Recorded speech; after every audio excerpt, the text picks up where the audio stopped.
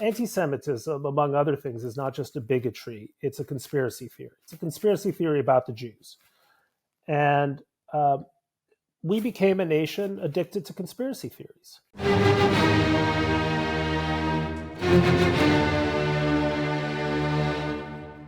Welcome to Shield of the Republic, a podcast sponsored by the Bulwark and the Miller Center of Public Affairs at the University of Virginia, and dedicated to the proposition articulated by Walter Lippmann during World War II that a strong and balanced foreign policy is the necessary shield of our democratic republic. I'm Eric Edelman, counselor at the Center for Strategic and Budgetary Assessments, a contributor to the Bulwark and a non-resident fellow at the Miller Center. And I'm rejoined by my partner in strategery, Eliot Cohen, the Robert E. Osgood Professor of Strategy at the Johns Hopkins School of Advanced International Studies, and the Arleigh Burke Chair of Strategy at the Center for Strategic and International Studies. Welcome back, world traveler. Well, it's good to be back. I was in Tallinn for the Lennert Meri conference. The Estonians are very impressive, but as usual, a fair amount of doom and gloom. One of the more interesting things, which maybe we can talk about a little bit later, is the increasing openness with which people talk about the Russians resorting to sabotage and really violent acts against the West. And I thought that was a really interesting thing, that a number of countries were willing to talk openly about it. Needless to say, I got a cold on the airplane on the way back, and I just come back to a house filled with boxes as we're unpacking following a move. But none of that bothers me because we have a great guest today. We do indeed. Our guest is Bret Stephens, columnist for the New York Times, founding editor of SAPIR, a journal of Jewish conversation, the Pulitzer Prize winner for commentary in 2013 when he was writing for the Wall Street Journal, former editor of the Jerusalem Post, and author of a terrific book, America in Retreat. Welcome to Shield of the Republic, Bret. It's good to be with you, Eric. Nice to see you, Eliot. Well, maybe I can kick us off because a lot's going on right now. I mean, the ICC just has sworn out warrants for both Yahya Sinwar and Bibi Netanyahu. And the Biden administration, correctly in my view, has slammed this as outrageous. Bret, what's going on here?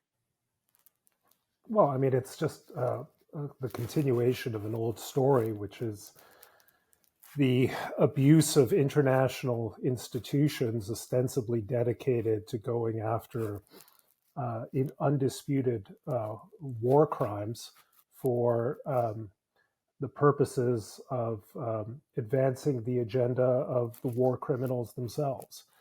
In this case, South Africa has been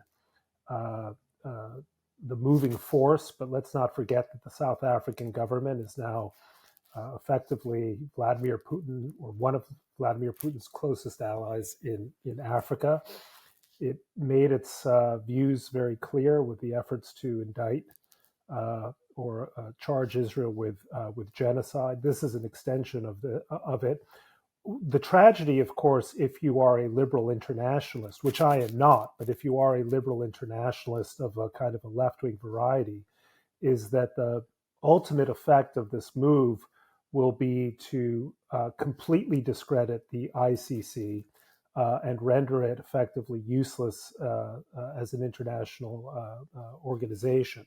So like all of these efforts, they invariably have a kind of a boomerang effect. I don't think Netanyahu is ever going to have to worry too much about where he travels.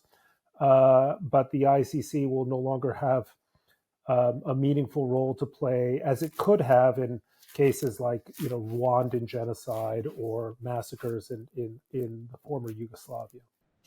Could I draw you out on both a narrow point and a large point on the basis of what you said? One is, that's actually a fairly optimistic reading, I think. Why shouldn't we think that actually, unfortunately, the ICC's decision will carry some weight, and say particularly European countries, I don't think is nearly as much the United States, obviously, will continue to give it weight and say, well, look, they were very even-handed. They went after Sinwar and they're going after Netanyahu. And it just means that you have an international order that's increasingly prejudiced against the Israelis, because larger topic that we'll be talking about is, I don't know about you, I've been surprised by the degree of the extent and intensity of animus against Israel really around the world on this. But more broadly than that, I am curious, why aren't you a liberal internationalist? I don't think I am either, but I'm curious. I'm a conservative internationalist. I'm thinking about liberal internationalism as it might be practiced by someone like Anne-Marie Slaughter. Just to take a, I mean, one of the reasons why I'm not a liberal internationalist is I don't put a lot of faith in the international system, at least as it has been defined by the United Nations since 1945. I mean, there are aspects of the international system I do believe in, bilateral or multilateral treaty organizations like NATO being a case in point. But unfortunately, that brand of liberal internationalism based on concepts of collective security doesn't have a particularly successful track record. And, you know, with this indictment put me in mind, Eliot, of the effort by a Spanish judge 25 odd years ago, a guy by the name of Baltasar Garzon, to issue an international arrest warrant for Augusto Pinochet, certainly not a good guy, when he was visiting Great Britain in the late, I think this is 1999, maybe 2000, 24, 25 years ago, where the government of Tony Blair felt obliged to place General Pinochet under house arrest. It caused a major aggravation of tensions between Britain and not a particularly significant global power, Chile, and it ended with Pinochet's release. So let's say that tomorrow Netanyahu were to travel to France. Would the French issue an arrest warrant? I don't think it's unlikely to be enforced. Let's put it that way. Bret, that's an interesting point. I mean, I remember when I was Under Secretary of Defense in 2005, Judge Garzon had also issued a warrant against Don Rumsfeld.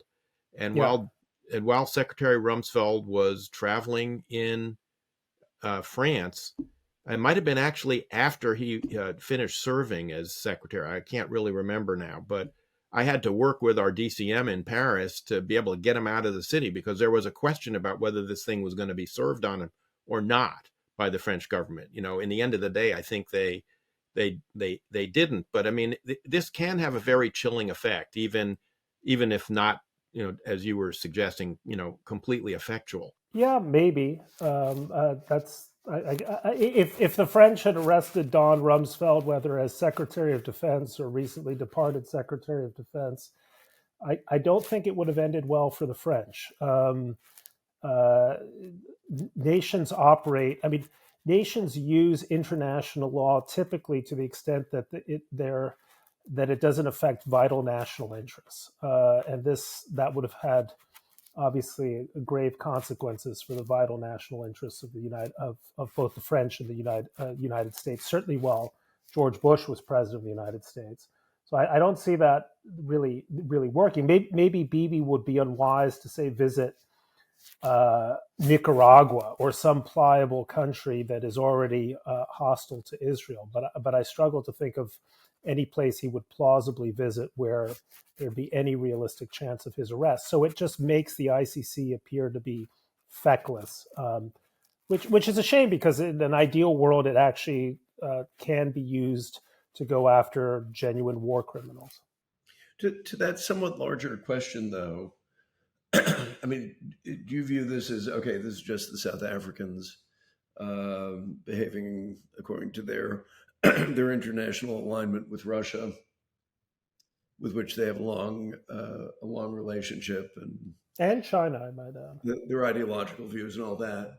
Or do you see this as part of a really a significant worsening of Israel's position in the world? That's the way some people, I think, are characterizing this. Does that make sense to you? Yeah, excuse me, a significant worsening of Israel's position. I don't think actually Israel's position is any worse for those reasons than it was before October 7th. The real worsening that I detect is uh, is the worsening of its reputation as a formidable power in the Middle East. I mean, there have been, for as long as I have been uh, writing columns, certainly before the outbreak of the Second Intifada at the beginning of this century, um, there were systematic efforts to use lawfare against Israel. I mean, think back to the Durban Conference. Speaking of South Africa, in 2000. I'm not sure that's what worries me most. What really worries me is that Israel's um, inability so far to decisively defeat Hamas in Gaza is denting its reputation as a formidable Middle Eastern power that can decisively defeat Iranian proxies in the region. Do do you does that reflect in your view really something I significant mean, that? I don't want to say, I don't want to seem too flippant, but maybe Israel would be better off if Bibi were arrested and the management of the war went to someone who was Oh, well, more intent on winning it. But that's a maybe a We slight. should probably stipulate that all three of us have been pretty astringent critics of Bibi, so it's yeah, not that we're defending Bibi here. but well, but to that question, then, are you surprised by just how the Israelis have performed? I mean, I here again. I mean, I will say, as you know, I spent some time there in December, and I really came back just thinking this was October 7th was a top to bottom failure of a very comprehensive kind, much worse than 73, much worse even than 82 or even 2006. Um, or do you find that particularly worrisome, or do you think, again, this is just part of sort of the kind of normal ebb and flow of warfare? Hugely worrisome. Look, I don't want to understate the severity of the military challenge that Israel faces. It is kind of Mount Suribachi times 50. Actually, worse because at Iwo Jima we simply bombarded the island, with 15 and 16-inch shells for weeks on end. The Israelis have not done that, and they have had to operate also under the kind of the eye of the United States. That being said, what October 7th revealed to me was everything was much worse than I had feared. The Israelis were much less competent uh, militarily, the quality of the intelligence as well. Hamas was much more competent. The Iranians were much more, their sponsors were much more competent. There was a lot more anti-Semitism. If every fear I had before October 7th was uh, revealed and magnified and taken to be much more serious. And I'm not entirely surprised by the some of the poor performance of the Israeli army, but I would have thought that we wouldn't be 7 months in with the prime minister saying we're at the halfway point. Because if that's the case, we're not even at the 50% point. And this is, by the way, we're just talking about Gaza. Never mind the next war, which is going to be in the north. Right. Bret, let me ask you this. I mean, will any of what we've been talking about here, the ICC, everything else, in your view, affect what the Israelis do next? I mean, and what do you think they should do next? I mean, should they pursue the effort in Rafah? I mean, do they have any choice really, not to go into Rafah? The Rafah thing reminds me of what's the old injunction from Napoleon. If you say you're going to take Vienna, sir, take Vienna. I don't understand why. I mean, first it was Ramadan that was holding them back, and then the Biden administration. I don't understand what's holding them back. I also don't understand why the Israelis are not making sure that they have taken and cleared and held the areas that they had previously taken. I mean, I understand they in have the north. Yeah. No, I'm talking. Well, yeah, northern Gaza, exactly. Hamas keeps popping back up in Gaza City. They seem to be stronger in Khan Yunis. The strategy at work is a little bit incomprehensible to me, if there is a strategy at all. I have to say, my reluctant judgment is there isn't much of a strategy, and a lot of this, I think, goes very deep to this is an insurgency in a certain sense. That's one way to think about it. And the Israelis have just never thought about it at these things as counterinsurgency. They think of counterterror, which is, you go in, you kill the bad guys, or you arrest them. And then, they come back and you do it again. And the idea of going in and holding means you're also going to have to administer and deal in an extensive way with the civilian population. And I just don't think they want to do that.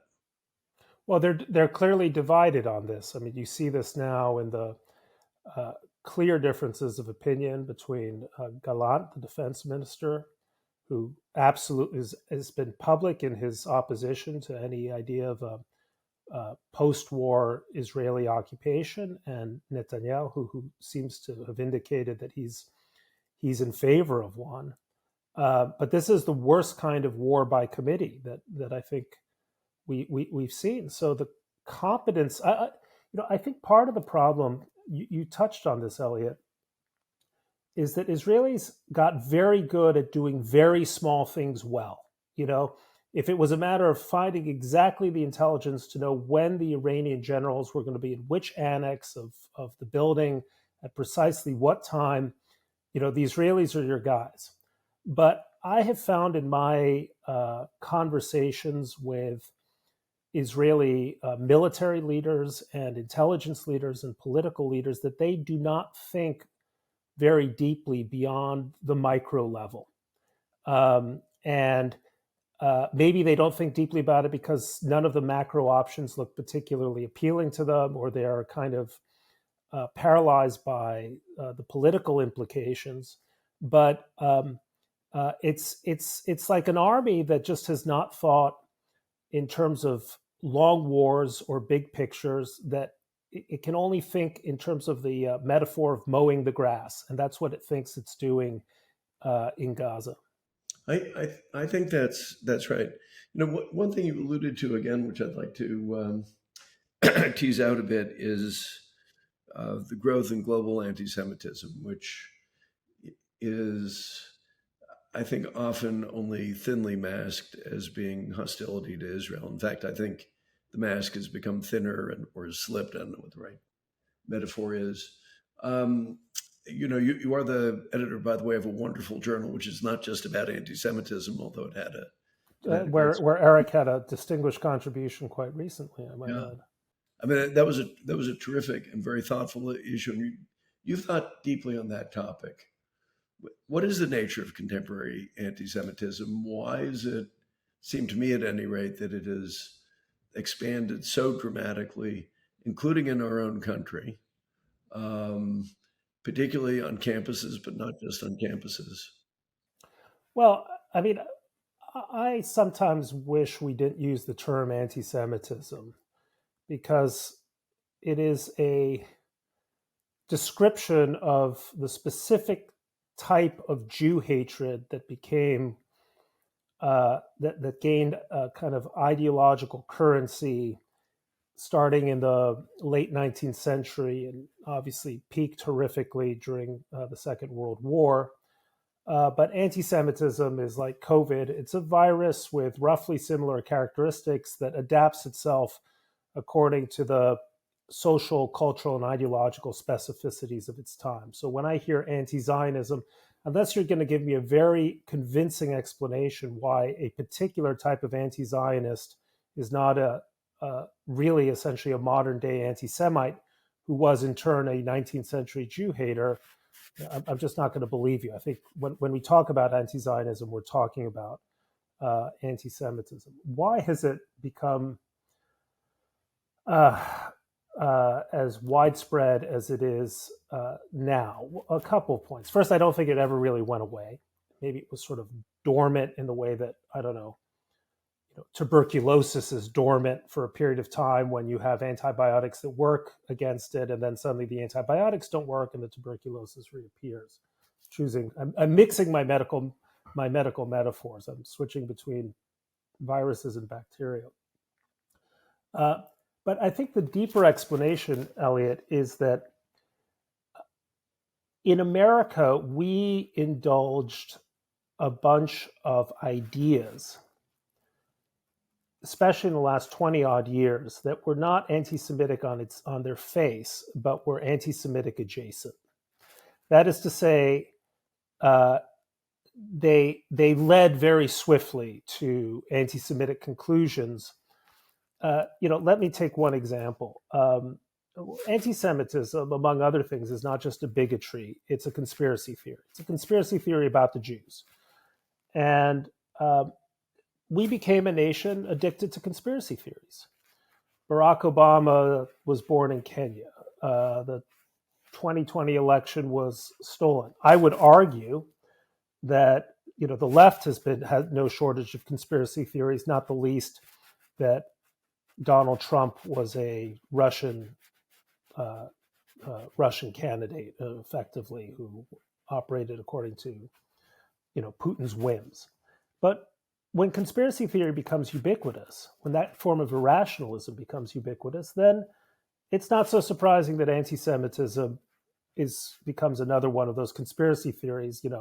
If it isn't the globalists who did it, or the Trilateral Commission that did it, or the bankers that did it, it's the media, and then ultimately it's the Jews.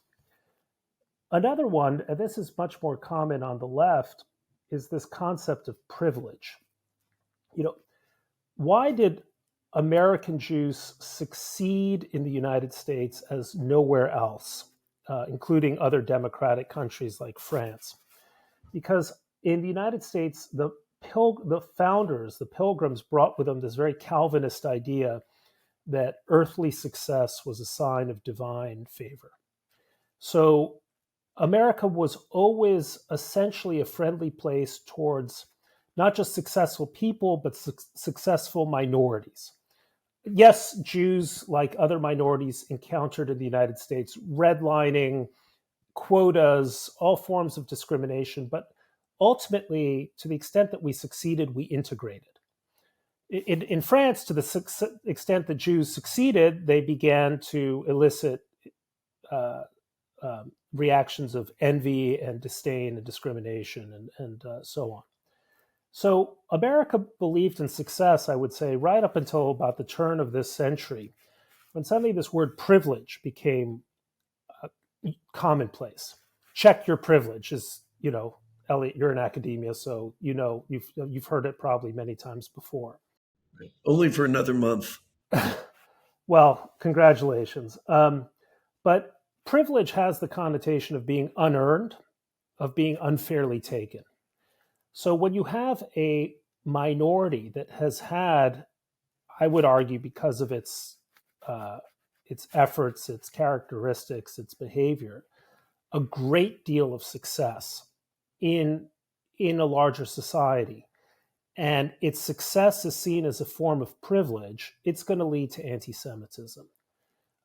Jews are now seen on college campuses as privileged white people, not as the sons of striving immigrants who came to this country. In my case, I'm the son of a refugee who arrived here with $7, having been a hidden child in the Holocaust, right? I'm not seen as a striver, I'm seen as a privileged white guy. And Jews are seen not only as privileged people, but as hyper-privileged, right? To the degree that we've succeeded, it has elicited hatred. not dissimilar from what happened in Europe in the late 19th century, early 20th century. I think that's another, I mean, again, what I call these anti-Semitic adjacencies, which have now kind of been exposed or been transformed or transmogrified, whatever, into what I really think is anti-Semitism itself. How do you see it playing out? I mean, I find that very compelling. I think that's right. Although, I also think there are always these sort of two poles of interpreting anti-Semitism. One is it's about the Jews. The other, it's not really about the Jews. It's just the Jews are the first victim. The kind of the convenient target, but it's deeper pathologies at work, which is the way I think where your argument goes. But I guess we know how 19th century anti-Semitism culminated in a number of countries. How do you think this culminates? And maybe we can use this as a bit of a transition to talking about some American issues, because I mean, I take a certain amount of heart from the fact that I do think you're beginning to see pushback against some of the pathologies that in turn breed anti-Semitism. So, for example, some major universities finally walking back this truly insane idea that when you apply for a job to be a professor, you have to give a DEI statement where you show something that has nothing to do with your knowledge of any given field or your talents as a teacher, but your commitment to really a certain ideological stand. Tell me, how do you see it playing out? Before you answer, I'd like to throw in one other thought, if you don't mind.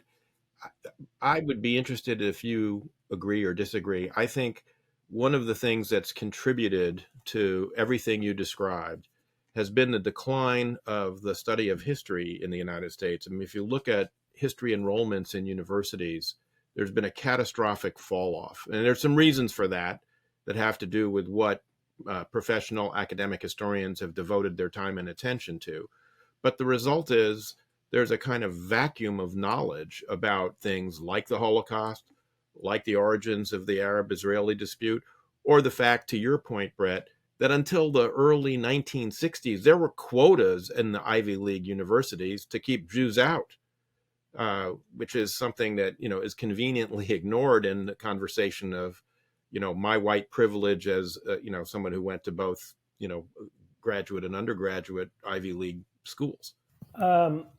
Well, to your point, I think I've been thinking about that lately in terms of the kind of the ahistoricity of our criticism of Israel's actions in Gaza. I mean, President Biden is calling for a ceasefire. He just did that quite explicitly at Morehouse. President Biden also puts a portrait of Franklin Delano Roosevelt over the mantle of the Oval Office. I sometimes joke that the D in FDR really should stand for Dresden, because that president who Biden admires clearly and sees as a role model oversaw the most gruesome bombing of civilian targets. I mean, had he lived, it would have also included Hiroshima and Nagasaki. But let's not forget the firebombing of Tokyo, I think in early January or February of 1945. Hundreds of thousands of civilians indiscriminately slaughtered just because they happened to be in the way of military targets, or sometimes they were the targets themselves. And I don't think Americans who celebrate FDR today have much of an appreciation that when FDR decided to go to war, he conducted it far more gruesomely than the Israelis are today. I've been rereading Ron Chernow's wonderful biography of Ulysses Grant, and particularly the chapters on the Vicksburg campaign. How did we beat Vicksburg? We starved it. It was a city, and we just starved it so that the people of Vicksburg were eating rats. All right, last I checked, there is on 120th Street or something on the west side of Manhattan, a gigantic mausoleum for Ulysses Grant, and my $50 bill still have his face on it. And by the way, correctly so, because Grant did what it took to defeat one of the most vile insurgencies in history, just as Franklin Roosevelt and Harry Truman and Winston Churchill did what it took to defeat the Nazis. But I don't think the undergraduates on American college campuses have given that a moment of thought. I would add, Eric, that I think it's not just history. I think it's the decline in critical reasoning or critical thinking that has sort of diminished the ability of these students to think through the arguments they're making. I mean, it is incredible to me that the same schools that actually have land acknowledgement statements as staples of their freshman orientation, noting the fact that we are all here in America, other than our Native American fellow citizens, we are all settler colonialists, are spending their time denouncing settler colonialism. Or supposing that the same people who are upset about the Trump administration's views about immigration, right, are opposed to the idea of Jewish immigration to Israel. I mean, these are, Holman Jenkins, my old colleague at the Wall Street Journal, used to say there are certain propositions that vanish in the presence of thought, and this whole idea of settler colonialism, championed by settler colonialists against the only truly indigenous anti-colonialist movement in history, which is Zionism. I mean, it's astounding. On the other hand, Eliot, to your point, here's what heartens me. Did you hear about the massive anti-Israel protests at the University of Nebraska?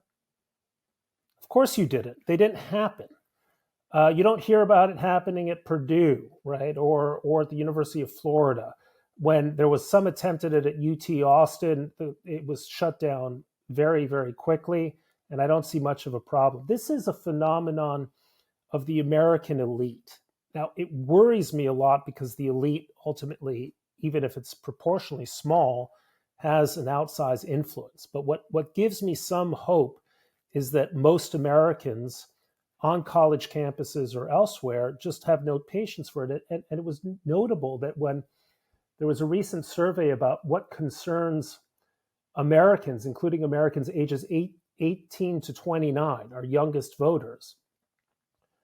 I think the number one concern was immigration, then inflation, the economy in general. Gaza was number 14.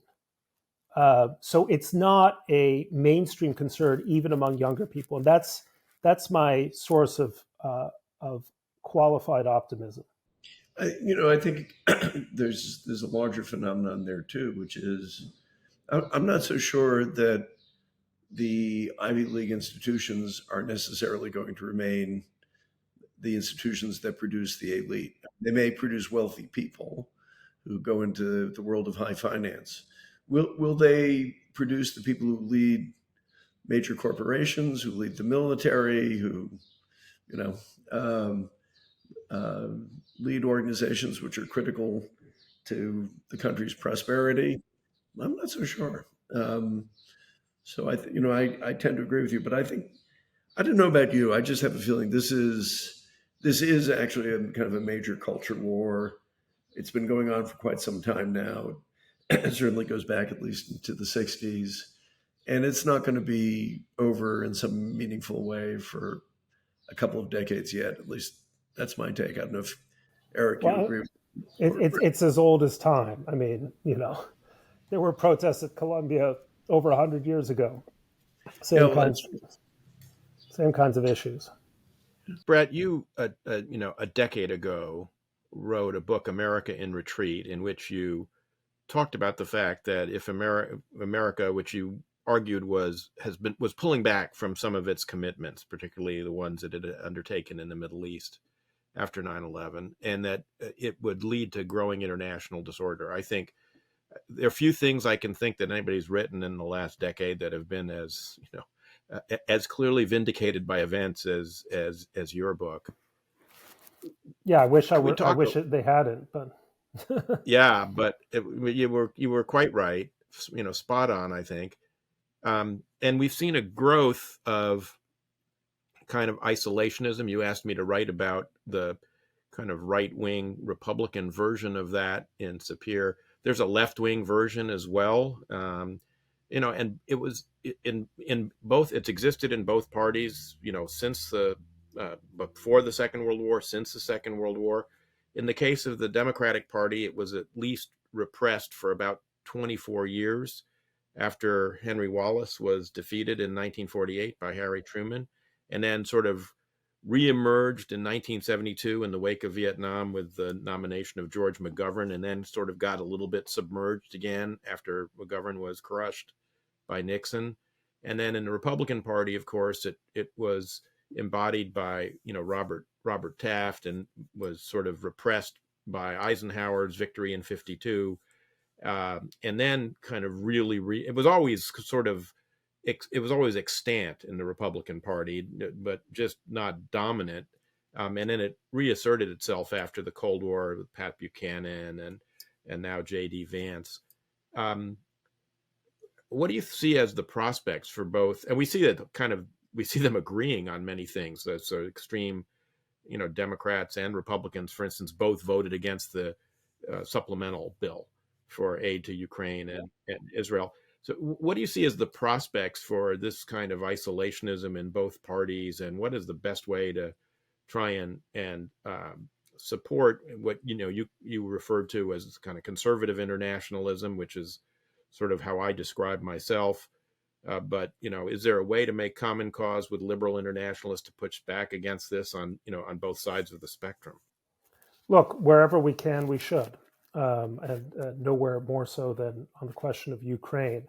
I'd hoped that we would be able to do it on the question of Israel too, but the Biden administration, I think, has been moving for the last couple of months in the wrong direction.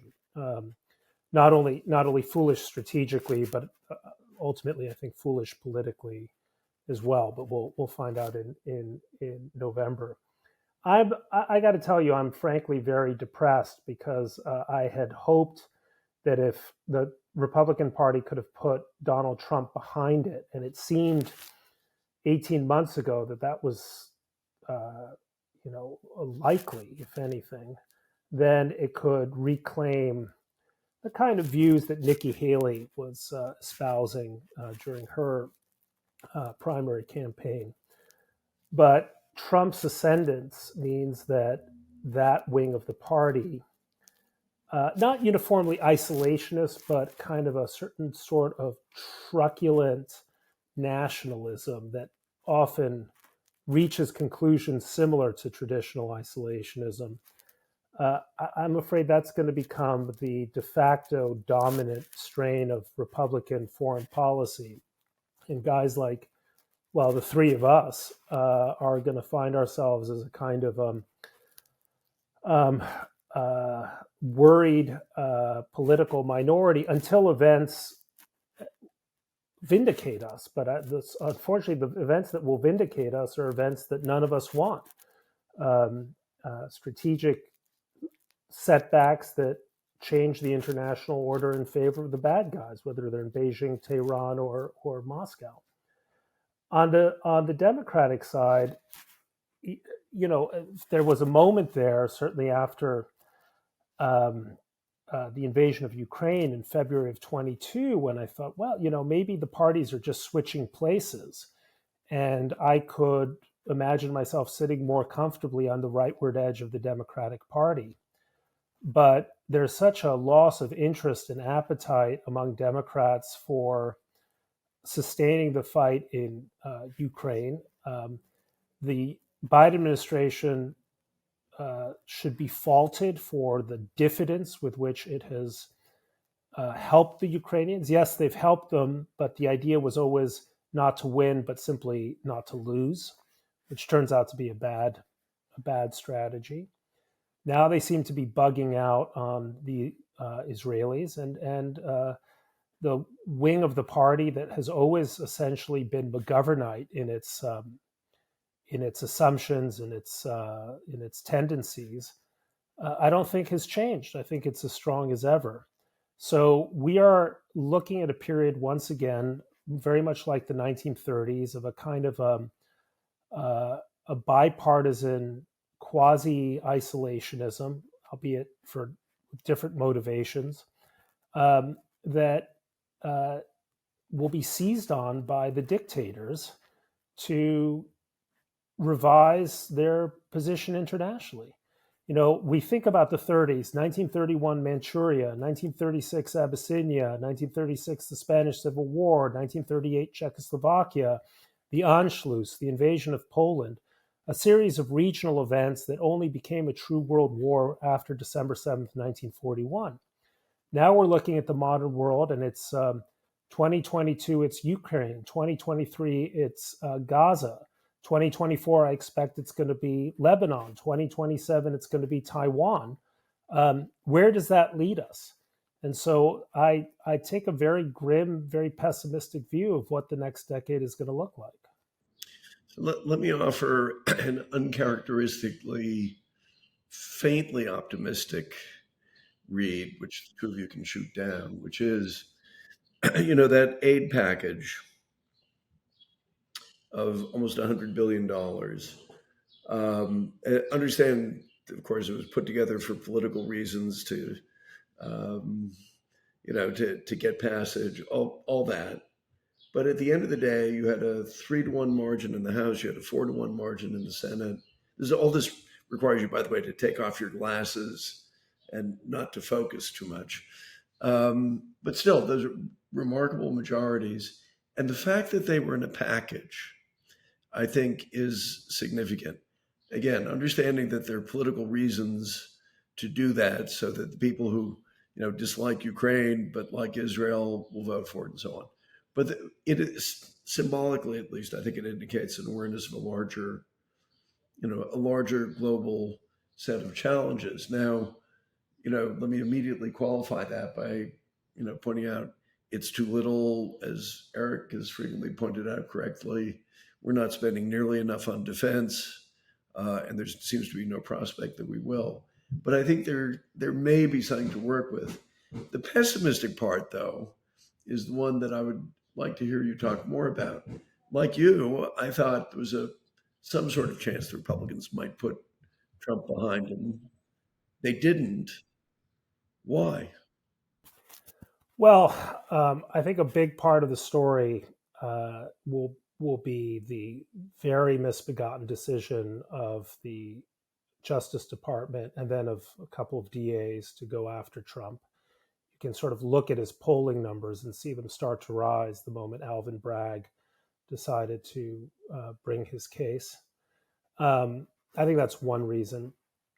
The second is a different form of politics.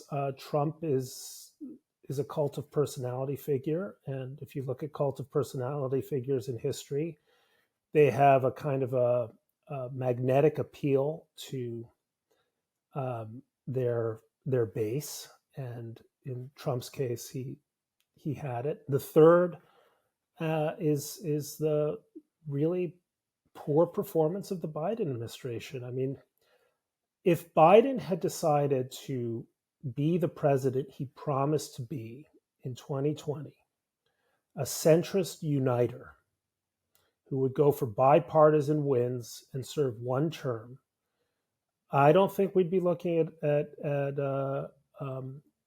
Trump 2.0. I think politics would have moved in a very different direction.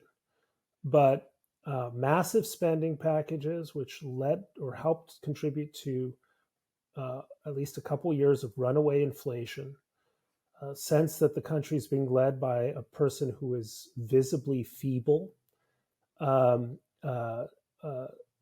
continued leftist tilt in some of the cultural decisions by the administration, I think have been foolish. And I think Biden himself, his instincts are centrist, but his staff, this is what I hear from inside Washington whispers, his staff is much further to the left. I never understood why they insisted on these enormous spending packages, which may or may not have helped the economy. I don't think they did, but alienated a lot of Americans. 70+% of Americans think the country is going in the wrong direction. They think the economy is either mediocre or poor. They think Biden is too old to lead. So here we are, a series of bad decisions from the administration, and opportunities for Trump to come back from the dead. And by the way, after the midterm elections, I really thought he was dead. For what it's worth, I agree with almost everything Bret said. I'm not sure about the indictments, although there's no doubt that his poll numbers went up after the indictments. But I would argue that Bret's main argument is correct, which is Biden promised that he was going to be a safe pair of hands after the 4 years of turmoil of Trump. And if you look at the polling numbers, and this is an argument, Eliot, you've heard me make before, in August of 21, when the catastrophic Afghanistan withdrawal took place, and the American public saw the President of the United States on 2 or 3 occasions, get up in front of them and say, nothing to see here. These aren't the droids you're looking for. Everything's fine. There's not going to be helicopters taking off the roof of the embassy, as helicopters were in fact taking off the roof of the embassy. I think it shattered his, any kind of mantle of competence that he had. And when you add to that, yeah, go ahead. If you add to that, to your point, Bret, about inflation, persistent statements for the first year of the administration that inflation wasn't a problem and wasn't going to be a problem, that it was just transient, even though the former Democratic Secretary of the Treasury, Larry Summers, warned them that it was going to be a problem, pretending that the border wasn't a crisis and that there wasn't a problem at the border that needed to be taken care of, and in suggesting that crime wasn't a serious issue either. It was just something being made up by Fox News. Now, in fact, inflation's coming down, crime is coming down, but they're unable to make the argument about their own record, in part because people no longer are listening to them because they think that they didn't take these problems seriously, and the problems that most Americans are concerned about. I wrote column after column, both under Trump and then with Biden, saying the withdrawal from Afghanistan would be a major mistake. And it is telling how that debacle kind of underscored the perception of weakness and incompetence that Americans hate to see in a president. That's kind of it. Ironically, the co-author of the debacle was the guy who negotiated the terms of surrender, who was Donald Trump. Now, if I had to place a small bet, is going to be the next president. So, the question I think most Americans are asking themselves is, how did we end up with these two guys? I'll be blunt, I think a doddering mediocrity on the one hand, and a criminal on the other. And, the question is, as always in history, do we think the causes are contingent or do they reflect something much deeper? And I guess that's the way I'd like to ask both of you that, because it's one thing if we just say, we've had this really awful luck. You got Trump, who had these very narrow but quite deep talents. Biden just happened to be the guy who was around, came in, he made a set of decisions, he presented himself one way, surrounded himself with advisors who were considerably to the left of himself. It all didn't have to be this way. Or, is it a reflection of something much deeper, of much deeper pathologies in the body politic? Because if it's the former, then we're in for a very difficult 4 years, no matter what. I mean, I think it'd be very difficult 4 years if Biden is president, and oh my God, but it would be difficult if Trump is president. I mean, and by the way, when you say Biden is president, you mean if Harris is president? Well, I honestly, I would expect that he would not finish out the term.